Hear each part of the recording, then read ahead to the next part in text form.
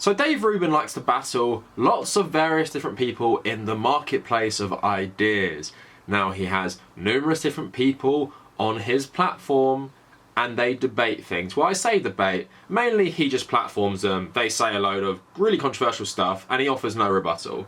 So he platforms some of the worst people on the far right, he platforms the awful president's son, he platforms people who push real racist conspiracies and obviously real racist pseudoscience. Now Dave Rubin obviously started off as a progressive but got more and more right-wing until recently he said he was a conservative because he has got a lot of money from right-wing groups, including the Koch brothers. Now I didn't really understand, but the right-wing have recently become obsessed with Sesame Street because it's apparently pushing leftist politics. Not that Sesame Street has had a good history of pushing some more inclusive things that shouldn't really be, you know, politicized to the extreme like the right-wing like to do with these things. They push things like accepting people who have AIDS, accepting people based on whatever race they are, accepting people with disabilities, accepting poor people. But apparently this is way too far and way too controversial for the American far right. So I became aware of this after Dave Rubin tweeted a clip of Elmo talking with, I think, his dad about why racism is bad. Are the protesters sad?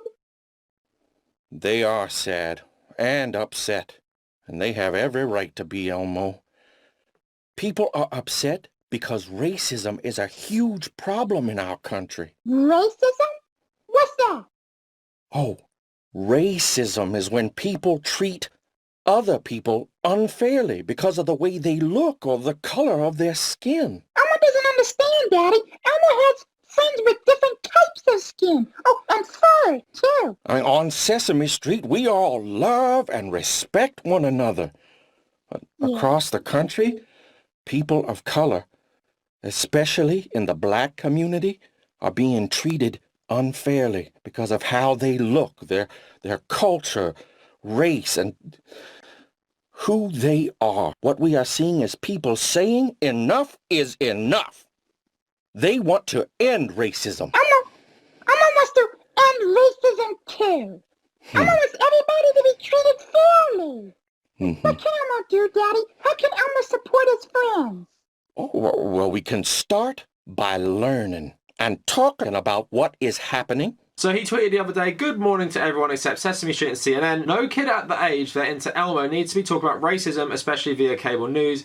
This is brainwashing and child abuse." So apparently when you're a child, racism just doesn't exist. I think you might want to talk to people who are non-white, whether if racism affects children, or children can often parrot racist views, so it is very helpful to educate children about these issues from an early age. But apparently making kids not racist is child abuse and oppression. Just like when Ben Shapiro says that educating children about LGBT issues and LGBT people is also oppression, it's also discrimination against religious bigots. So I just thought this was Dave Rubin being ridiculous as usual, but turns out it was following a segment by Tucker Carlson earlier in the week. To say that the country's defenses have been badly weakened by decades of relentless propaganda, all of it designed to make us feel that we have no right to stand up for ourselves, to stand up for our country. We are too sinful to resist. We deserve whatever we get. Shut up and take it, America. We could spend days showing you examples of this, but here's just the very latest. It's from CNN over the weekend. Children's show. Got that, Bobby? America is a very bad place, and it's your fault. So no matter what happens, no matter what they do to you when you grow up, you have no right to complain. So a lot of you probably saw the pushback to these comments, and what I'm going to do the rest of the video is talk about how Sesame Street has used its platform to promote good things, and I'm also going to talk about the rights issue with talking about racism in this way and how it really says a lot more about them than things like Sesame Street. Because that video of Elmo's dad is hardly the most controversial thing ever. It doesn't really make any concrete statements about the nature of American racism. It doesn't tie it into like economics or something like that. It just condenses it into a form that a child would understand, that yes, racism is bad and discriminating against someone based on their skin color is bad. And yes, it is a massive problem in America. So let's just get into a couple examples of how Sesame Street have really highlighted good things throughout their history, and they've always been this way, and this new obsession with them just shows that they're just reactionaries who just saw a clip on YouTube and decided they had to say something about how political and awful and brainwashing Sesame Street is, despite decades and decades of children growing up with these programs and turning out absolutely fine, and a lot of adults saying that watching this show as a child really benefited them. Of course, I'm another person who watched Sesame Street. What do I remember from it? you could learn math, you could learn spelling. That's pretty much it. And it probably did teach you good values as well, I just don't remember a lot of the episodes. So the first example I want to show you is Cammy, the HIV positive Muppet. So this was Sesame Street's response in 2002 when the South African version of the show introduced Cammy, the franchise's first HIV positive character. A furry golden 5-year-old, the character contracted AIDS at birth through a tainted blood transfusion. Apart from her cropped hair and constant sniffles, there are no outright signs that she lives with the disease. In fact, her healthy appearance and fun-loving personality are meant to challenge the presumption that HIV-infected children are sickly and miserable. Cammy means acceptance in Setswana and is still featured on the show, in which the character helps explain to viewers the perils of living with the disease. She also appeared with former President Bill Clinton. I like to talk to people about my school and my friends and my favorite things. And I also talk to them about HIV and AIDS. Me too, Cammy. Talking and listening and helping people learn about HIV and AIDS are two of the things I do a lot. Really? Well, I also like to talk about my feelings with my friends and family when I am feeling sad or scared. What is funny to note is that her character was initially banned in the US by a Republican congressman and was only allowed in the show in 2006, despite what I said being introduced in 2002 in South Africa. So here's another one, Rosita, the bilingual Muppet. When Sesame Street introduced its first Latina Muppet in 1993, a juncture at which the US was experiencing an influx of Mexican immigrants, the show cemented its reputation for a willingness to tackle the pressing cultural issues of the day. Rosita joined Big Bird and the gang as a permanent character. The first bilingual Muppet, she often jumps back and forth between English and Spanish mid-speech.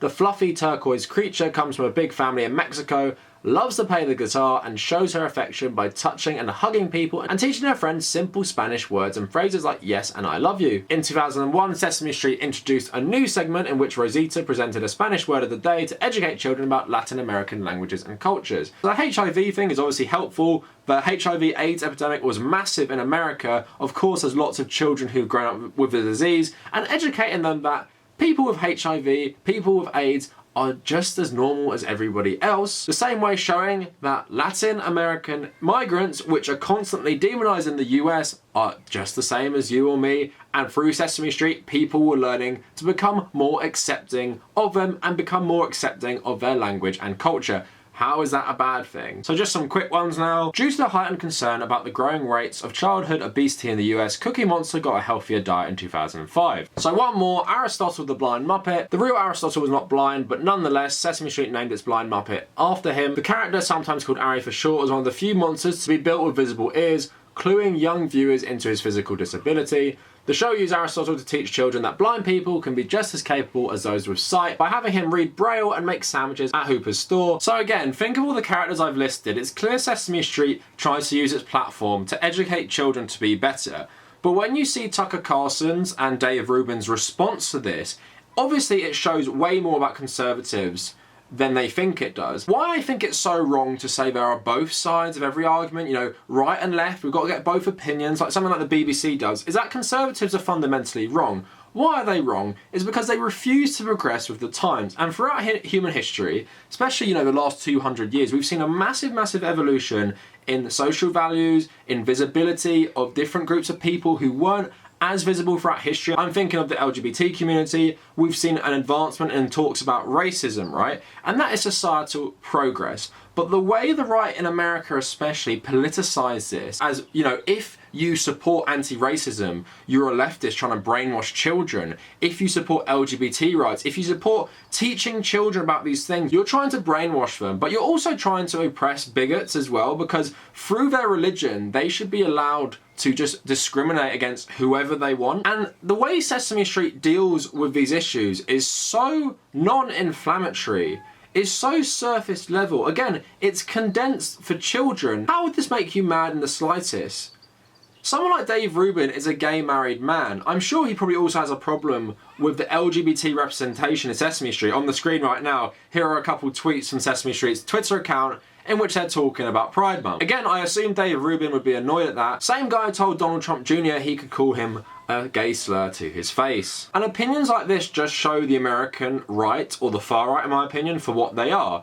They are a bunch of racists, they are a bunch of bigots, because they think This is Sesame Street somehow deeply politicising an issue that should not be political. You should treat people fairly regardless of their race, ethnicity, sexual orientation, gender identity. That shouldn't be a massive political issue. Racism is something that has been diluted, and I don't think people really understand racism as either, you know, part of an economic system or part of a racial hierarchy that's been established back in colonial times.